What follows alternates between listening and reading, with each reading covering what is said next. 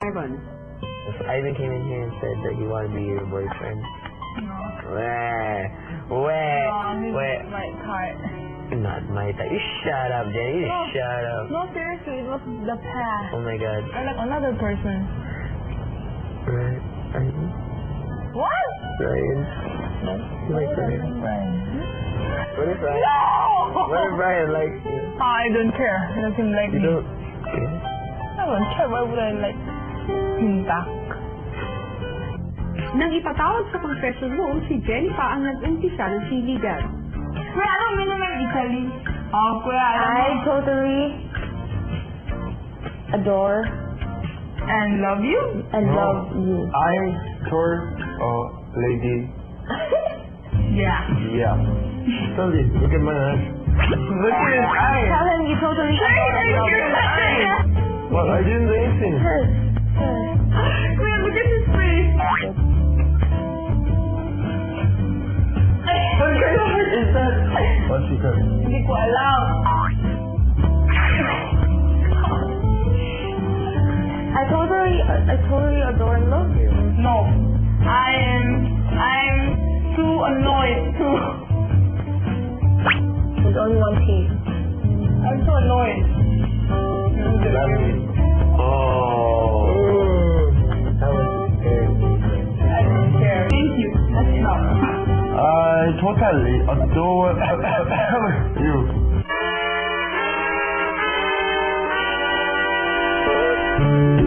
Yun! Pero saan nga kaya mauuwi ang kulitan ni Ryan at Jenny at paano nga kaya ang kinakisiligan nating tambalan ni Brett at Fritzy o mas kilala bilang Fritzy. Okay, yan ang pakasubaybayan natin sa mga susunod na araw. Pero siyempre, hindi lang naman puro katuwaan ang nagaganap sa loob ng bahay. Marami rin mga emosyonal na nangyayari sa ating mga teen housemates, lalong-lalo na nitong nakaraang linggo at yan ang pagkukwentuhan natin ngayon kasama sila.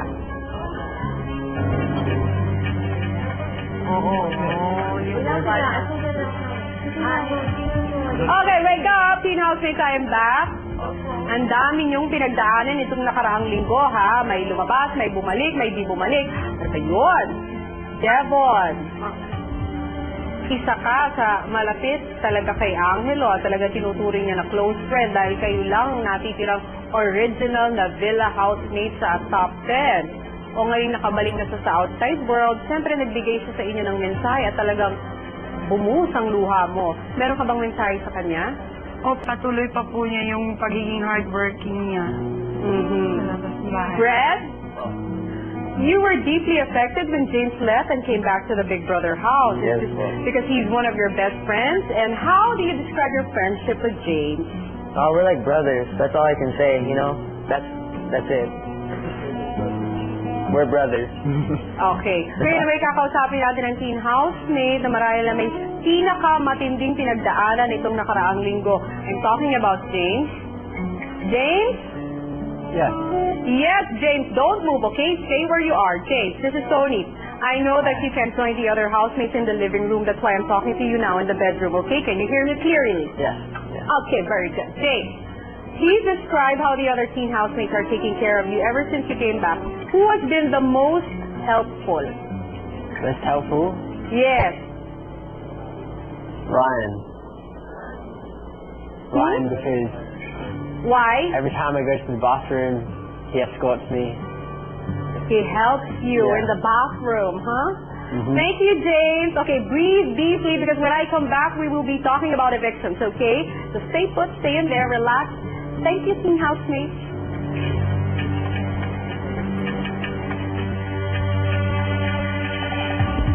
Ano na nga kaya ang mangyayari kay James? Yan ang ating papanoorin sa mga susunod na araw. Samantala, eto naman ang isang masayang chat na sigurado akong gugustuhin niyong panoorin. Bakit?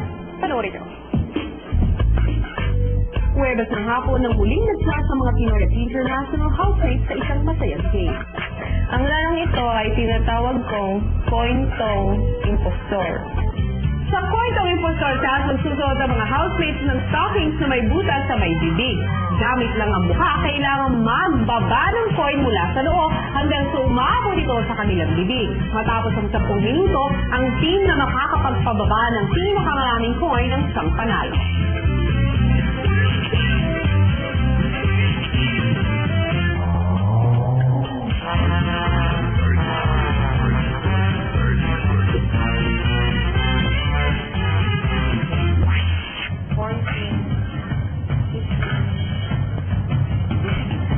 8.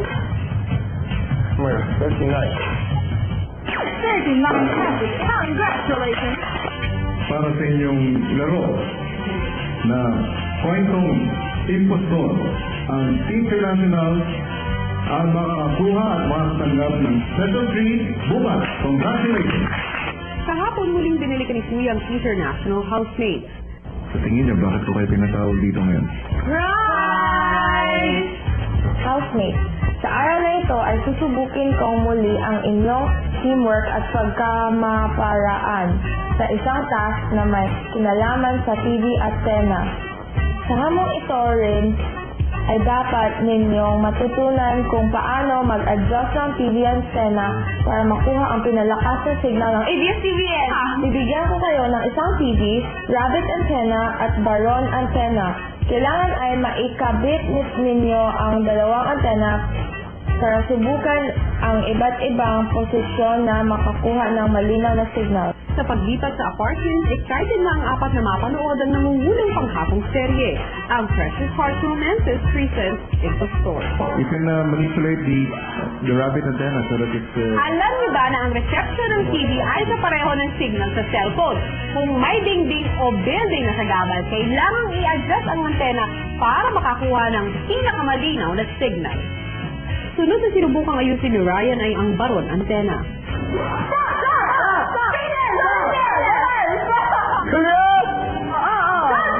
Nang maayos na ang signal, lalo nag-enjoy ang mga teen housemates sa kanilang panonood. Yeah, marunong magtagalog. Pagbalik ng villa, ang ganda nagkwento ang mga nanood. Spaghetti before, right? And then we watched TV.